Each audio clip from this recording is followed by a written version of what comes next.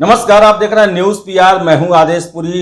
आज 3 जून है और इस वीडियो में हम चर्चा करते हैं देश और बिहार से प्रकाशित होने वाले समाचार पत्रों की वैसी खबरों का जिनका सीधा संबंध आपके और हमारे जीवन से। चलिए शुरुआत करते हैं। सबसे पहली खबर हमने लिया है जनसत्ता से, जिसमें दिया है कि संवैधानिक अधिकारों के हनन को मूक दर्शक बनकर नहीं देख सकते।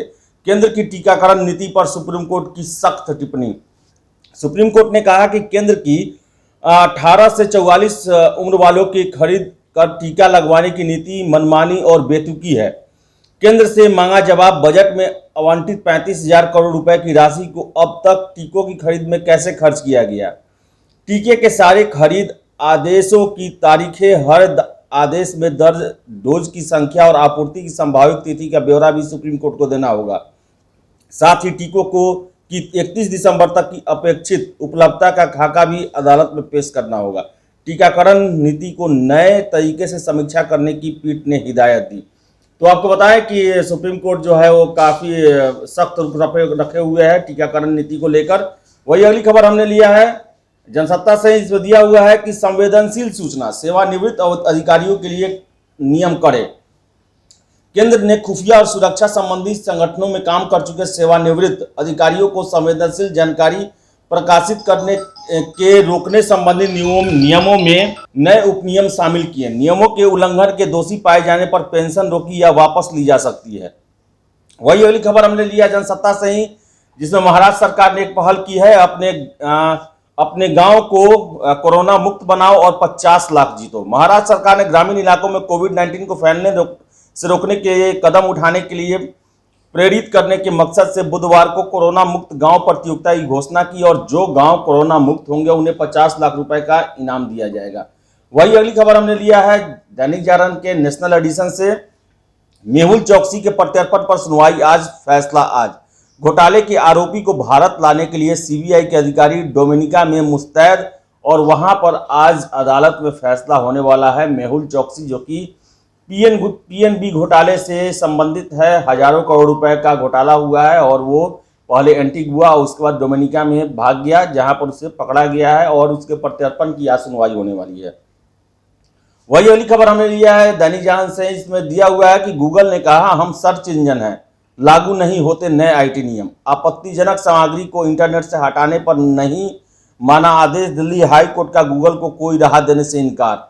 वही गूगल ने दलील दिया है कि हम इंटरनेट मीडिया मध्यस्थ नहीं है, हमारे ऊपर नए आईटी नियम लागू नहीं होते।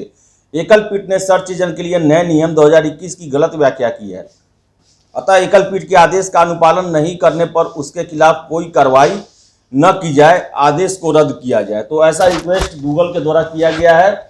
वही अगली खबर हमने लिया है दैनिक जागरण राष्ट्रीय संस्करण से ही, जिसमें दिया है कि जस्टिस अरुण मिश्रा ने संभाला एनएचआरसी का प्रमुख का पद। सुप्रीम कोर्ट के पूर्व न्यायाधीश अरुण मिश्रा को बुधवार को राष्ट्रीय मानवाधिकार आयोग के 8वें अध्यक्ष के रूप में कार्य संभाल लिया है। वही अगली खबर हमने लिया है दैनिक जागरण से, जो कि विजय माल्या से संबंधित है। भगोड़े विजय माल्या की जब्त संपत्ति कर्ज देने वाले बैंकों को मिलेगी। विशेष न्यायालय ने दिए आदेश, भगोड़ा कारोबारी के वकील ने इसका विरोध जताया है। तो आपको बता दें कि विजय माल्या भी देश में बैंकों को हजारों करोड़ रुपए का चूना लगाकर फरार हैं और ऐसे में उनकी संपत्ति को बेचकर कर्ज देने वाले बैंकों को भुगतान करने का आदेश जो है वो कोर्ट के द्वारा दिया गया है। वही अगली खबर भी दैनिक जागरण से हमने लिया, इसमें दिया है कि विदेश में बनी वैक्सीन के मंजूरी के मानकों में ढील।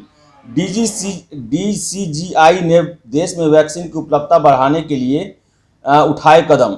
फाइजर और सिप्ला कंपनियों जैसी कंपनियों की ये मांग थी कि मानकों में ढील रखा जाए, हर्जाने और ट्रायल इसमें छूट दी जाए। वही अगली खबर हमने दैनिक जागरण से ही लिया है। इसमें दिया है कि 5G के खिलाफ याचिका पब्लिसिटी के लिए दायर हुई है। देश में 5G नेटवर्क स्थापित करने के खिलाफ अभिनेत्री जूही चावला की याचिका को दोषपूर्ण बताते हुए दिल्ली हाई कोर्ट ने कहा कि यह सिर्फ मीडिया पब्लिसिटी के पाने के लिए दायर की गई है और इसका जो फैसला है वो कोर्ट ने सुरक्षित रख लिया है। तो अब कोर्ट की टिप्पणी से लगता है कि जूही चावला के खिलाफ ही उनका फैसला आएगा। वही अगली खबर भी दैनिक जागरण से, इजराइल में इसाक हेरोज चुने गए नए राष्ट्रपति। 11वें राष्ट्रपति के रूप में 9 जुलाई को संभालेंगे कार्यभार। इजराइल के अनुभवी राजनेता इसाक हेरोज को नया राष्ट्रपति चुना गया है। संसद ने गुप्त मतदान के जरिए उनका चुनाव किया है। उनके निर्वाचन की घोषणा बुधवार को की गई। वही अगली खबर हमने लिया है अमर उजाला के राष्ट्रीय संस्करण से। इसमें दिया हुआ है कि फाइजर और मॉडर्ना के टीके भारत आने का रास्ता साफ हो गया है। इससे टीकाकरण की रफ्तार बढ़ेगी और सरकार ने बड़ी रियायत दी है। टीकाकरण की गति में तेजी लाने के लिए सरकार ने फैसला लिया है कि वैक्सीन पर विदेशों में किए गए परीक्षण भी भारत में मान्य रहेंगे। इस फैसले से फाइजर, मॉडर्ना सहित कई फार्मा कंपनियों के टीके भारत में आने की राह आसान होगी। जिनके दूसरे देशों में टीके लग रहे हैं, टीके की गुणवत्ता और सुरक्षा को लेकर भारत में किए गए परीक्षण की अनिवार्यता भी खत्म कर दी गई है। वही अगली खबर भी हमने अमर उजाला से लिया। इसमें दिया कि गायब हुआ अफ्रीकी वेरिएंट, यूके स्ट्रेन भी पड़ा शांत। आपको बताएं कि राजधानी में संक्रमण के केस कम होने के साथ ही वायरस के वेरिएंट भी अब धीरे धीरे निष्क्रिय होने लगे हैं, लेकिन खतरा अभी नहीं टला है। वजह यह है कि निष्क्रिय होने के साथ ही वायरस में बदलाव से इनकार नहीं किया जा सकता है। दिल्ली में अप्रैल और मई में वायरस के 3 वेरिएंट ने मिलकर हाहाकार मचाया और इसमें से दक्षिण अफ्रीका और यूके का वेरिएंट अब कम दिखाई देने लगा है, जो कि एक राहत की बात है, लेकिन अभी भी सतर्कता पूरी बरतनी है। वही अगली खबर भी अमर उजाला से हमने लिया है। सेंट्रल विस्टा पर दिल्ली हाई कोर्ट के फैसले को सुप्रीम कोर्ट में चुनौती दी गई है। सेंट्रल विस्टा का मामला बुधवार को एक बार फिर से सुप्रीम कोर्ट पहुंच गया। परियोजना का काम रोकने से इनकार करने वाले दिल्ली हाई कोर्ट के फैसले को सुप्रीम कोर्ट में चुनौती दी गई। वकील प्रदीप कुमार यादव ने याचिका दी। दिलचस्प बात यह है कि यादव दिल्ली हाई कोर्ट में होने वाली कार्रवाई के पक्षकार नहीं है और दिल्ली हाई कोर्ट ने इसको लेकर 1 लाख रुपए का जुर्माना भी लगाया था और यही कहा था कि ये परियोजना जो है ये चलती रहेगी, आगे काम होते रहेगा। वही अगली खबर हिंदुस्तान से हमने लिया। इसमें दिया है कि बिहार के मेडिकल इंजीनियरिंग कॉलेजों में लड़कियों को 33% आरक्षण दिया जाएगा, सीटें उनके लिए रिजर्व रहेंगी। बिहार फिर बना मिसाल, दाखिले में बेटियों का कोटा देने वाला पहला राज्य। अभियंत्रण और चिकित्सा विश्वविद्यालय विधेयक को भी दिया जा रहा है अंतिम रूप। तो बिहार में चिकित्सा और विश्वविद्यालय दोनों के विश्वविद्यालय खोलने का जो है अंतिम रूप दिया जा रहा है और सबसे बड़ी बात, लड़कियों के लिए 33% सीट जो है इंजीनियरिंग और मेडिकल कॉलेज में रिजर्व रखा जाएगा। वही अगली खबर हिंदुस्तान से ही। बिहार में येलो अलर्ट जारी किया गया है बारिश की संभावनाओं को देखते हुए। पटना समेत 17 जिलों में आज आंधी बारिश की संभावना। पटना सहित 17 जिलों में गुरुवार को 1-2 जगह तेज बारिश हो सकती है, जबकि बाकी जगहों पर हल्की से मध्यम बारिश होगी। इसको लेकर येलो अलर्ट जारी किया गया है। मौसम विभाग केंद्र पटना के अनुसार राज्य के उत्तर पश्चिम, उत्तर पूर्वी और दक्षिण मध्य बिहार में 24 घंटों में आंधी पानी आने के आसार हैं। वही अगली खबर हमने लिया हिंदुस्तान से ही। सूबे के अब हर एक स्टेट हाईवे 2 लेन के होंगे।